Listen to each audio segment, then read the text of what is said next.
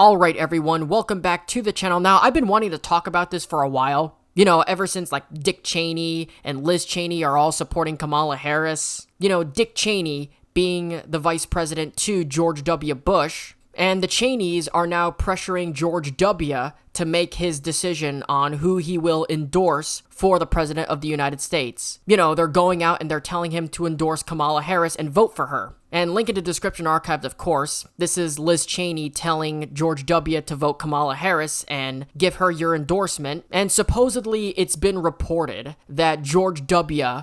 will refuse to endorse Donald Trump and will not make any endorsements to any of his Democratic challengers. Now, I see this as a good thing. And for both sides, actually. Like, I'm glad he is not joining Dick Cheney in endorsing anybody. Because if he'd if he'd endorsed Donald Trump or Kamala Harris, I would be wondering why, and I would especially think of Trump less maybe for it. It actually makes me really glad to be real. Like, let me explain for some of the younger viewers, cause, you know, let's say you're under 16 viewer, born during or after the mid-2000s, you know, born in the year 2006 or 2007. You were either quite young or weren't even born yet when W was around. And chances are, like, you don't really have any real reminiscence than someone born anywhere before 2002. Like for me, for instance, I was born 5 months before 9/11 happened. We're talking early Bush admin. You probably were born, like, let's say between 2, 3, maybe even 4 or 5 years after 9/11 happened. I would assume some of you guys were born after, so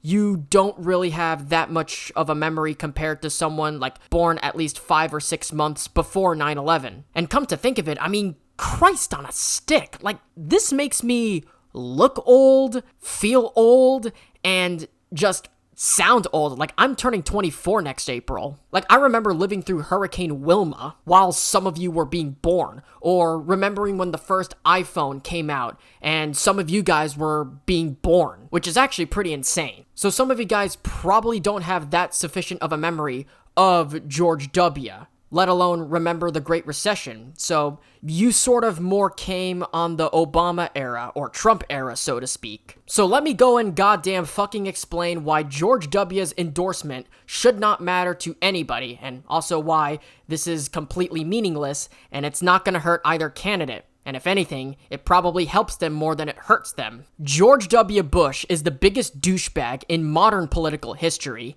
and the worst president since, like, I don't really, like, I don't know how far back. Like, you can make an argument that his father was about as bad as him, but his father at least didn't wreck the economy completely after his term. His father actually failed to get a second term. W only got a second term because his opponent was even more boring than, like, a Joe Biden or a Kamala Harris, so keep that in mind.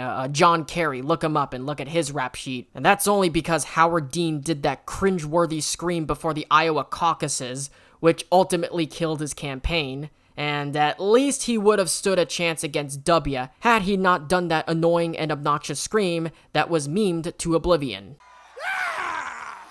It's sort of like with the 2012 election with Ron Paul, Mitt Romney, and Barack Obama. Once Romney got the nomination, it didn't really matter anymore. It was a no-choice election. Sort of like voting for second-term Obama or Mitt Romney. Didn't really make a difference now, did it? Anyways, George W. Bush was the man who, after 9/11, imposed the Patriot Act on people, which allowed government agencies like the NSA to hack into people's webcams, look at their internet browsing history, and anything that you can think of to spy on people. Obviously, elements of the surveillance apparatus were already being designed by Clinton, in all honesty, but he's the one that massively expanded upon them. And using people's fear, he rapidly expanded executive power, the opaque nature of intel agencies and bureaus, and all these other things. He failed completely on Katrina, alongside Rita and Wilma as well, and tens of thousands of US citizens were internally displaced for a long period of time. And you might be wondering why that was the case.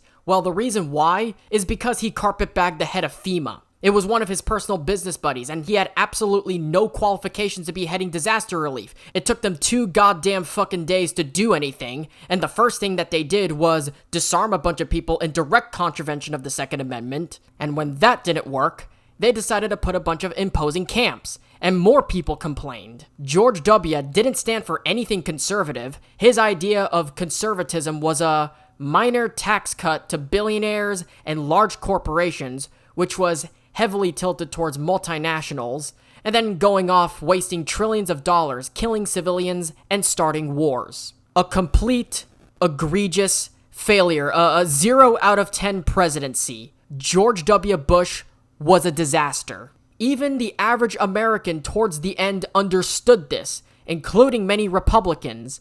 You cannot make a reasonable argument with a straight face that George W. was superior to Donald Trump, or that they would rather have George W. than Trump. I hate to tell you this, but there's no comparison. If you are a conservative, Trump actually gave tax relief to small businesses and entrepreneurs especially, so that's a point for him. Unlike George W., who gave people just a small stimulus and then threw the rest of the tax relief to the literal top. Unlike what Trump did, all the things that the Democrats claimed about Trump's tax reforms are better fitted to W's so-called tax reforms. He also pissed away a lot of our diplomatic relations with key allies. Again, another coin in the Trump advantage jar. Supposedly, he's the worst thing for our diplomacy. Realistically, there really aren't that many problems with a lot of world leaders. Okay, Trudeau complains once in a while, but at least he was still willing to sign off on the USMCA agreement.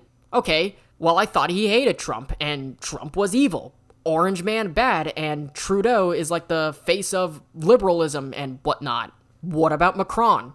Still able to have a conversation. W, on the other hand, do you guys remember that time? Oh, well, none of you guys do, so I'm kind of asking this rhetorically. Do you remember that time when Bush made a complete fiasco out of himself? I think it was either the G20 or I think it was the G7 or G8 it was called at the time meeting there. I don't know if there's a video of it on YouTube, but I'm pretty sure there is, and it's where W came up behind Angela Merkel, and he squeezed his shoulders, and she obviously was like, "What the fuck are you doing, man?" And he thought it was funny, even though he was being a complete goddamn nuisance, and making us look like a complete and total laughingstock in the process. George W. was the architect of so many problems in the United States, the beginning of our massive debt load, pissing away our economic growth, again, through his particularly wasteful style of economic situations that caused the Great Recession. Obama never caused the Great Recession. He was never the one who caused it. He prolonged it to a degree with shovel-ready and some of this other dumb shit, but it was really the Bush era that led to it.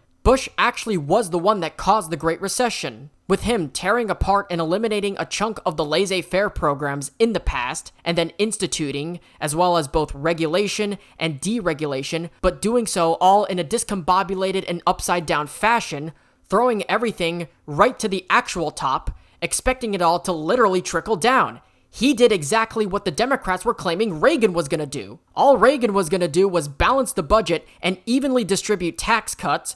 Bush actually did target them all to billionaires and multinational corporations, sending a bunch of our cash overseas. The fact that George W. Bush, the worst president, or one of the worst presidents of at least modern times, again, I'm kind of a bit baffled about this. I mean, you have to go back to the no-name, the Millard Fillmore know-nothings in order to find a president worse than Bush. And I know there's going to be a lot of people that are going to be like, well, Trump was worse than Bush. Or Obama was worse than Bush, or Joe Biden's worse than Bush. No, none of them are worse than Bush. Obama is, at the very least, maybe a 1.5 better in my book than George W. And Joe Biden, on the other hand, is more like a Jimmy Carter. So yes, conservatives out there, liberals, partisan Republicans, partisan Democrats, MAGA hat wearers, Kamala Harris voters, there is someone who is worse than Trump, Obama, and or Biden. It's just that recency bias made you forget that. Just like the left and the media right now that are praising George W., saying that he's a wonderful person and he's such a great guy.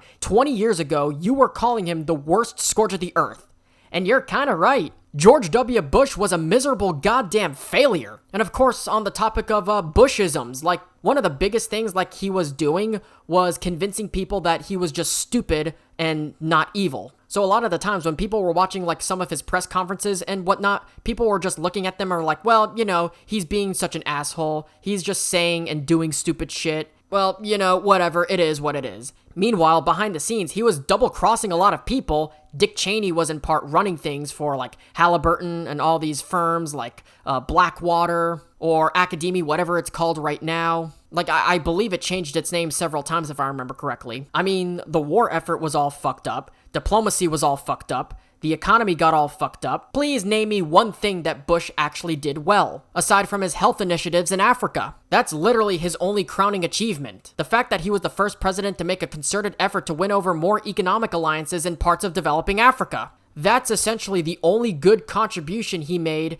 to the world. Everything else, on the other hand, he was a miserable failure. The Bushes and the Cheneys are just jokes. They're just a bunch of warmongers. The wars that the Bush-Cheney administration were causing throughout the entire world, it's unforgivable. And if Kamala Harris was actually smart, she should have rejected that endorsement. Instead, she embraced it, which says something. So, my thoughts on the whole George W. not being involved in this year's election, I don't really care. He was a failure in his presidency. Miserable failure. So whether or not he does or doesn't endorse Kamala Harris, it is not going to affect anybody whatsoever. And I'm actually glad that he's not endorsing any of these candidates. Bush sucks. And with that being said, thank you guys so much for watching. If you guys enjoyed, be sure to hit that like button down below. And if you're new around here, be sure to subscribe to the channel and ring the little notification bell. Be sure to follow me on all my social medias. Links are in the description below. Share this video around with your friends, families, boyfriends, girlfriends, enemies, whomever. Definitely helps me out a lot, helps the video grow, and helps grow the channel if you were to share this with